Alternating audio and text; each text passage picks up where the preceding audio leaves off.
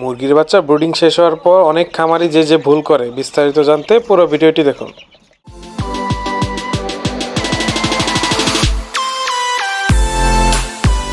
আসসালামু আলাইকুম, সবাই কেমন আছেন? আশা করি সবাই ভালো আছেন। মুরগির বাচ্চা ব্রুডিং শেষ হওয়ার পর অনেক খামারি একটা ভুল করেন, ঠিকভাবে যত্ন না নেওয়ার কারণে বাচ্চাগুলোর গ্রোথ কমে যায়, এমনকি রোগও হতে পারে। তাহলে ব্রুডিং শেষ হওয়ার পর মুরগির বাচ্চাকে কিভাবে পালন করবেন, চলুন সহজভাবে জেনে নিই। প্রথমত ঘরের জায়গা বড় করতে হবে। বাচ্চা বড় হওয়ার সাথে সাথে তাদের চলাফেরার জায়গা দরকার হয়, জায়গা কম হলে ওজন বাড়তে চায় না। দ্বিতীয়ত পরিষ্কার শুকনো লিটার রাখতে হবে। তুষ বা কাঠের গুঁড়া ব্যবহার করলে ভালো, ভেজা লিটার হলে রোগ দ্রুত ছড়িয়ে পড়ে। তৃতীয়ত ভালো মানের ফিড দিতে হবে। বয়স অনুযায়ী গ্রোয়ার ফিড বা ভালো মানের ফিড দিলে বাচ্চার ওজন দ্রুত বাড়ে। চতুর্থত সবসময় পরিষ্কার পানি রাখতে হবে। গরমের সময় দিনে কয়েকবার পানি পরিবর্তন করা ভালো। পঞ্চমত পর্যাপ্ত আলো ও বাতাস থাকতে হবে। ঘর যেন খুব গরম বা খুব ঠান্ডা না হয়, সেদিকে খেয়াল রাখতে হবে। আরেকটা গুরুত্বপূর্ণ বিষয় হলো রোগ প্রতিরোধ। সময় মতো ভ্যাকসিন ও প্রয়োজনীয় ভিটামিন দিলে মুরগি সুস্থ থাকে। এই নিয়মগুলো মেনে চললে আপনার মুরগির বাচ্চা দ্রুত বড় হবে, ওজনও ভালো হবে আর খামারও লাভ হবে ইনশাল্লাহ। আপনি কি মুরগি পালন করেন? কমেন্টে জানান আপনার মুরগির বাচ্চার বয়স কতদিন।